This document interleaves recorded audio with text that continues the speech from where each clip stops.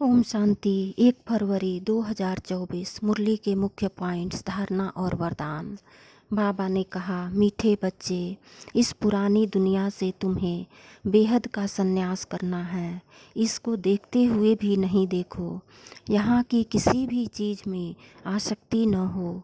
भले कोई भी चीज़ को जल्दी भुलाने में मेहनत लगती है, परंतु तुम्हें ज्ञान की बुद्धि से सब कुछ भुलाना है। जो पक्के निश्चय बुद्धि हैं उन्हों के अंदर रहेगा कि इस दुनिया में हम बाकी थोड़े दिन हैं।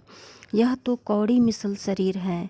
इस तमो प्रधान दुनिया को तुम्हें योग बल से सतो प्रधान बनाना है। बाबा की दिल ऐसे बच्चों से ही लगती है जो बाप को अच्छी रीति याद करते हैं और सर्विस में लगे रहते हैं। इस समय तुमको बेहद के बाप से ज्ञान मिल रहा है, इसलिए और कुछ पढ़ने की दरकार नहीं। जो कुछ भी पढ़ा हुआ है वह भी भूल जाओ, बिल्कुल बचपन में चले जाओ। लेकिन कई बच्चे रात को नॉवेल्स आदि पढ़कर सोते हैं। ऐसे तो उनकी गति क्या होगी। ऐसा नुक्कड़ ज्ञानी नहीं बनना। विचार करना चाहिए, हमें पवित्र रहने के लिए कौन कह रहा है। तुम बच्चों के लिए बाप वंडर ऑफ वर्ल्ड स्थापना कर रहे हैं, तो तुम्हें कितनी खुशी रहनी चाहिए। अभी अभी 21 जन्मों के लिए तुम पद्मा पद्मपति बन रहे हो।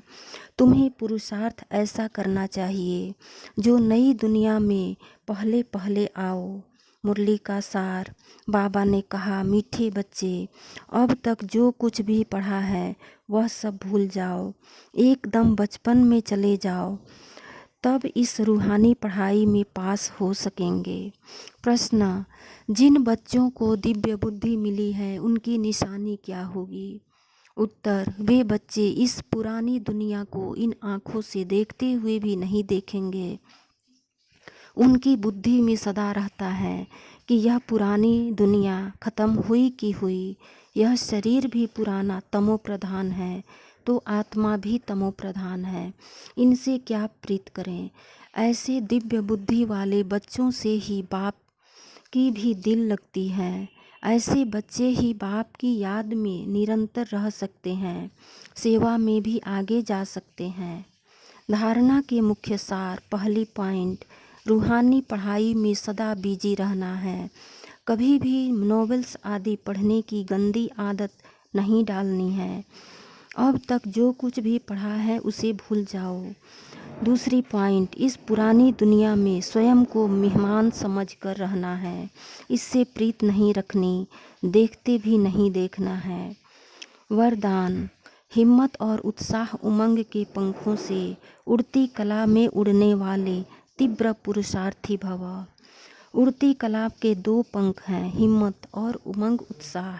किसी भी कार्य में सफलता प्राप्त करने के लिए हिम्मत और उमंग उत्साह बहुत ज़रूरी है। जहाँ उमंग उत्साह नहीं होता वहाँ थकावट होती है और थका हुआ कभी सफल नहीं होता।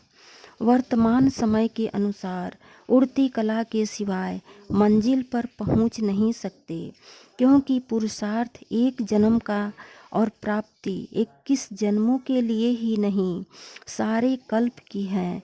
तो जब समय की पहचान स्मृति में रहती है तो पुरुषार्थ स्वतः तीव्र गति का हो जाता है। स्लोगन, सर्व की मनोकामनाएं पूर्ण करने वाले ही कामधेनु हैं। ओम शांति।